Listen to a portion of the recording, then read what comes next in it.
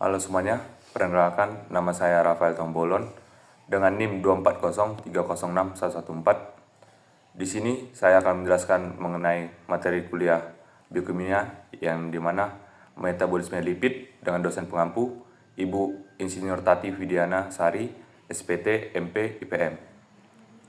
Metabolisme lipid akan sebuah proses penting dalam tubuh manusia yang melibatkan penguraian dalam membentuk kembali lemak atau lipid. Yang pertama, degradasi lipid. A. Pencernaan, penyerapan, dan transportasi lemak. Lipid atau lemak yang kita konsumsi melalui makanan sebagian besar berbentuk triasil gliserol. Proses pencernaan lipid dimulai di lambung dengan bantuan enzim lipase, lingual, dan lipase lambung. Tetapi sebagian besar pencernaan terjadi di usus halus. Di usus halus, empedu yang diproduksi hati dan disimpan di kantong empedu akan dikeluarkan untuk membantu mengemulsikan lemak menjadi partikel-partikel kecil agar lebih mudah dicerna oleh enzim. Enzim utama di usus halus adalah lipase pankreas yang akan memecah TAG menjadi asam lemak bebas, monogliserida, dan gliserol. Setelah pencernaan, hasil akhir akan diserap oleh sel-sel usus halus atau enterosit. Kemudian dibentuk kembali menjadi TAG di dalam sel tersebut dan dibungkus dalam partikel kilomikron yang merupakan bagian dari lipoprotein. Kilomikron kemudian masuk ke dalam sistem limfatik dan akhirnya ke peredaran darah untuk dibawa ke jaring-jaringan tubuh yang membutuhkan. B. Oksidasi lemak. Setelah sampai ke jaringan, asam lemak bebas masuk ke dalam sel dan mengalami proses aktivasi menjadi asil KOA dengan bantuan enzim asil KOA. Namun hasil KOA tidak bisa langsung masuk ke dalam mitokondria, sehingga diperlukan sistem transport karnitin, yaitu karnitin palmitoyl transferase CPT-I dan CPT-2.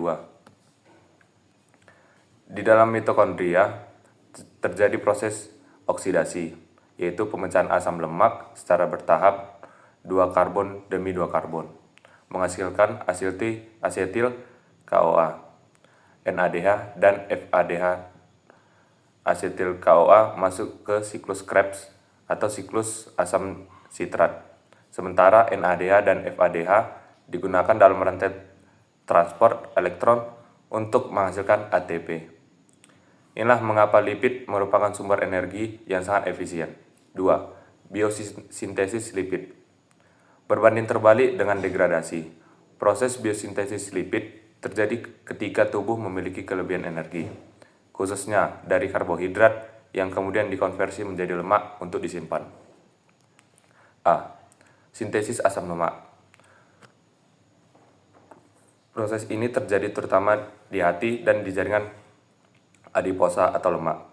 Dimulai dari asetil KOA yang berasal dari hasil metabolisme karbohidrat yang dikonversi menjadi malonyl KOA oleh enzim asetil KOA karboksilase atau ACC dalam tahap yang membentukkan biotin dan ATP.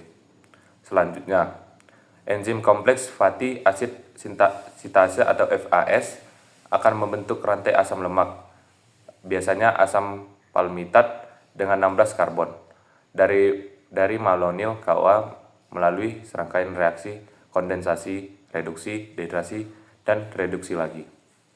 Proses ini berlangsung di sitoplasma dan membentukkan NADPH sebagai sumber elektron yang umumnya berasal dari jalur pentosa fosfat. B. Sintesis triasil gliserol atau TAG. Setelah asam lemak terbentuk, mereka dapat digabungkan dengan gliserol 3-fosfat untuk membentuk triasil gliserol. Proses ini terjadi di jaringan adiposa dan hati.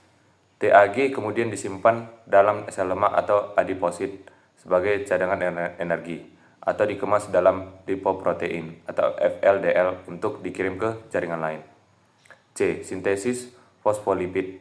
Fosfolipid adalah komponen utama dari membran sel. Mereka terbentuk dari asam lemak, gliserol, fosfat, dan gugus polar seperti kolin atau etanolamin. Proses ini juga berlangsung di retikulum endoplasma dan membutuhkan senyawa intermediate seperti CDP, deacylglycerol.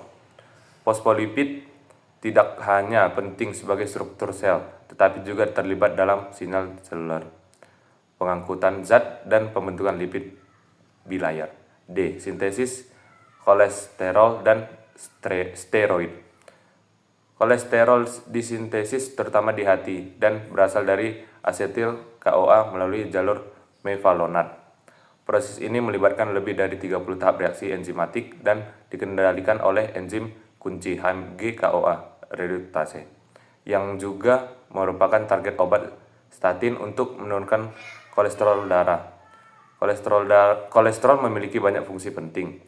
Komponen struktural membran sel, prekursor untuk asam empedu, bahan dasar sintesis hormon steroid seperti testosteron, estrogen, kortisol, dan aldosteron. Prekursor vitamin D melalui reaksi fotokimia di kulit. Karena pentingnya peran kolesterol dalam tubuh, sintesisnya diatur sangat ketat oleh umpan balik negatif berdasarkan kadar kolesterol dalam tubuh.